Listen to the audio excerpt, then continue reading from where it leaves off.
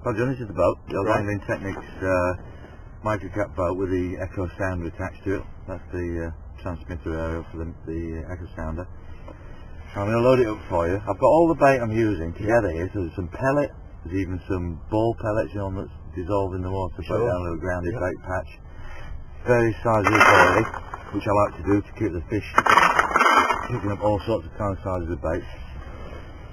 I'll show you the kind of amount I'm putting out per rod. I think at the minute I'm kind of fishing for one fish at a time. Sure.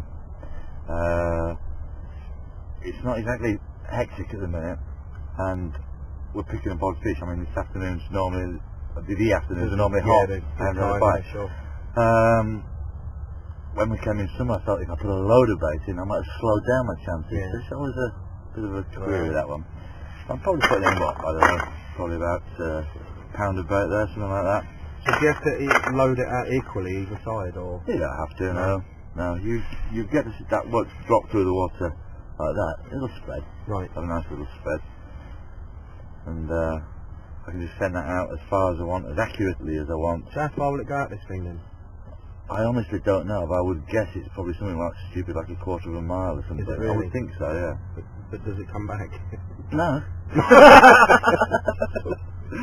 No. They're an excellent bit of kit. Not everybody's cup of tea. I have no qualms about using them. Use sensibly. Don't go across other people's lines. Don't go into their swims. Don't put them in snags just because you can. Go use it sure. sensibly. And fantastic bit of kit. Excellent. So we'll send that one out and see how it works. See if we can get them going. Lovely.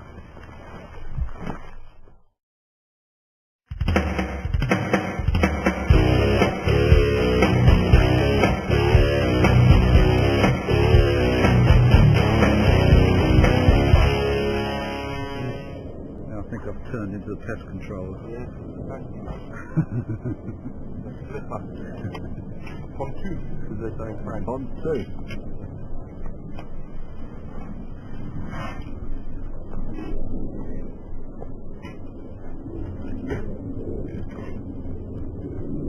It's a fish.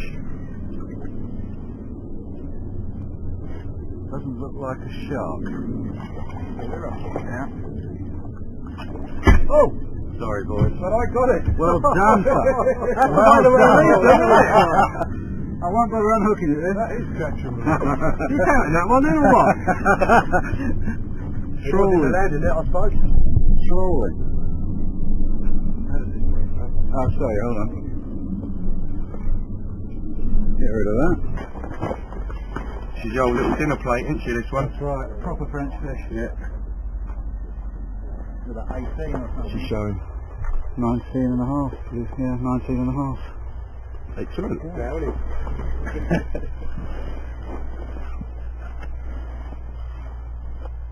There she is. 19 and a half pounds. Next year probably 29 and a half pounds, the way they grow over here.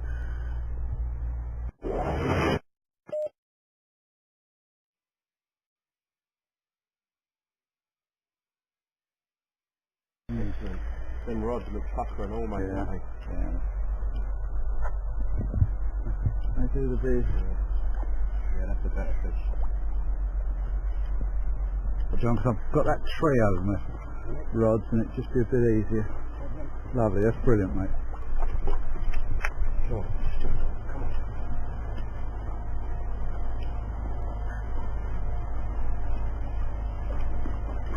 Thank you very much. Don't panic at the end then.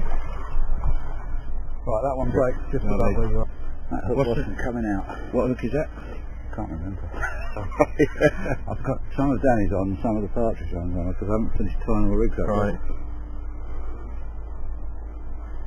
Yeah. That's a lump, isn't it? It is a lump, yeah. Yeah. It's one of Danny's. 40, isn't it? Yeah. That's a complete quarter rig, that one. Excellent. Well, it's 2 ounces under 40. Oh, is it? Yeah. 39.14. Well, it's still a good fish though, mate, isn't it? I'm well pleased with that. Please, mate. Just there, hold it there, and... Okay. Yeah, we'll just have a bit of water just to get that. Up a bit more again, mate. That's the one.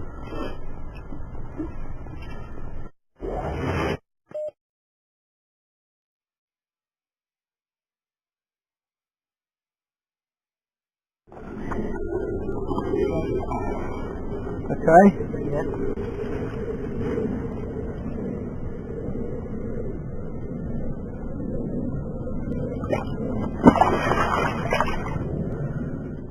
Just got a puck of fish then, mate. Answers under 40. Yeah, it was very nice. Good angling. Hopefully we'll have a couple more, perhaps even larger. Yeah. Went well as well though, didn't it? Very well indeed, and went to plan. Nice Doesn't one. always do. One thing I've noticed, right, you are without doubt the best organised bloke, best equipped man on the lake for all this cooking gear. Now, what's the score here then, mate? I suppose it's because I'm the hungriest, probably. But luckily, I was appointed the fishing distributor for Primus in the UK. It's brought into the UK by a firm called Rosca. Right. And a lot of very user-friendly kit now. In the old days, we used to use camping gas or petrol solely. The camping gas wouldn't burn in the winter. The petrol flared up, your hands smelt of juice, etc. This stuff comes in two-size containers. It burns right through the winter. Very economical. There's a multitude of different stoves, and I haven't got them all here, right, which will fit on it, ranging from little one-day stoves like this, which fold away. So how long would that last typically then? A bottle like that? You'll make tea all weekend with a bottle like this, and maybe fry a couple of bangers or some eggs or bacon, but obviously it won't cook full-blown meals. These sort of things easily last a weekend, and a typical week in France I only use about 4 of those. 4 of them from a fridge and my cooking condition. So if you're having a trip abroad and you run out of gas and you need to go down the garage and you can get yourself a can. That's why I do this. I bring a couple of bottles of petrol with me. Also, it's good if you're doing things in bulk like boiling up tigers or hemp. You don't want to be using gas for that. Right.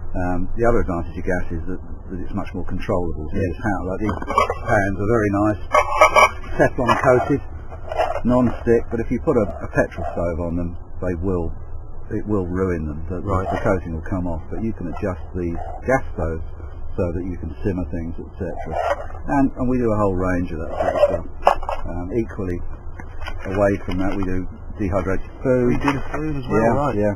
So what do you have to do? Say like me, I'm the most useless cook in the world. Could I do that? Very easily. All you do is snip the top off. Right. It's like an upmarket pot noodle. Yes. Snip the top off. It actually forms a bag. You don't need any plates or anything, just need a spoon. Pour hot water over it, and then you can eat it out of there after it's settled. So obviously the advantage of that is so light as well. If you're going on a session and you ain't got a lot of room and you don't want to carry a lot of weight. That's right. A one-nighter with one of those and one of those and a kettle. Excellent. You're fixed.